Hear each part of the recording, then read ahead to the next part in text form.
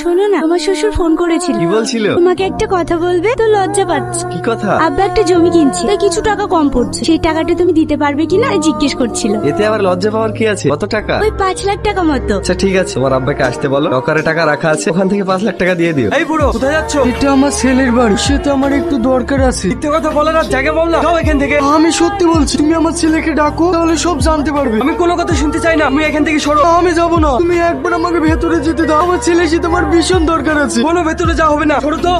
কি হয়েছে? আর সাথে ঝামেলা করছো? এই বুড়োটা এসে বলছে আপনি নাকি ওনার ছেলে, তাই বাড়িতে ঢুকতে চাইছে। বাবু, ওরা আমাদেরকে বাড়ি থেকে বের করে দিতে যাচ্ছিল, এখানে দিলে এখানে থাকতে দেবো না বলছি। তুই কিছু একটা ব্যবস্থা কর। তোমাকে আমি আগেই বলেছি আমি কোনো টাকা দিতে পারবো না। তুই টাকা না দিলে আমি কোথায় টাকা পাবো? ওই বাড়ির জমি বন্ধক দিয়েছি তোকে পড়ানোর জন্য, তুই টাকা না দিলে কে দেবে বল? ছেলে জন্ম দিয়েছিলে তাই কর্তব্য করেছো, আমাদের নিজের সংসার রয়েছে, আমি তোমাকে কোনো টাকা দিতে পারবো না।